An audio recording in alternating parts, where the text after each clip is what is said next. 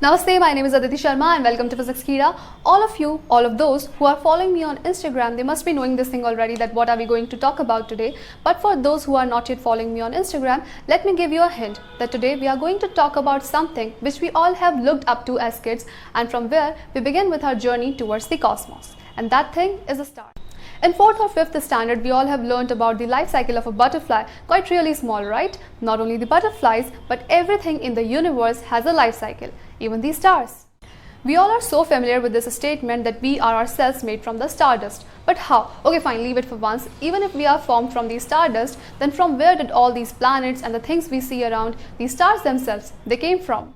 Tie up your seatbelts, we are going on a journey. Even fractions of seconds after the Big Bang, everything was so hot, temperature extremely high that things around were in the form of free charges. Some seconds later, temperature decreased a little and formed hydrogen and helium. Later, gravity formed the clouds of dust and gas, which was nearly 74% hydrogen and 25% helium. These clouds are hotter and denser from inside and are called as the stellar nurseries or the nebulae. The nature of death of a star is actually decided by its solar mass, and what will be formed after its death is actually decided by the nature of its death. We are going to study the life cycle of a star in two parts. In the first part, we will talk about its formation, and in the second half, we will talk about the entire process up till its death. So let's just begin with our first half. As you will move inside a stellar nursery, it will get denser and hotter, and since they are hydrogen rich, so the process of fusion will start. If the temperature is high enough, either for it to do the fusion of hydrogen atoms and form helium, or if further helium-helium fusion can result in the formation of carbon and oxygen, then in both the cases, the death of the star will give us a white dwarf. But if the temperature is so high that further fusion can result in the formation of an iron core, then in that case, the death would be a supernova explosion and a neutron star would be left behind.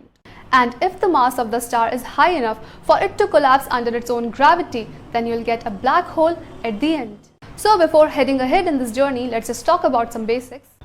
We know that positive nuclei repel each other, and in order to bring them close, we require a very high amount of heat energy. The core of these stellar nurseries, it is so dense and so hot from inside that the strong nuclear force comes into existence. After the process of fusion, the mass of the product nuclei is a little lesser, and that mass is converted into heat energy by the relation E is equals to mc square. The thermal energy which we get as a result of the process of fusion acts in the outward direction, and the gravity acts in the inward direction in order to counterbalance it, which means that the star would be able to survive against this gravitational collapse as long as it has fuel which can create enough amount of thermal energy. From a nebula, any of a low, average or massive star can be formed. It all depends upon the quantity of matter which has combined in its formation. Take a screenshot or save this graph somewhere, as we are going to use it later, and I'll explain you step by step. How are we going to use this graph in the study of a star, and also how is a black hole, a white dwarf or a neutron star formed after its death? We are going to study all of this in the part 2 of this video, and that too will be up soon. Till then, let me know in the comment section below that which among these three you are most excited for.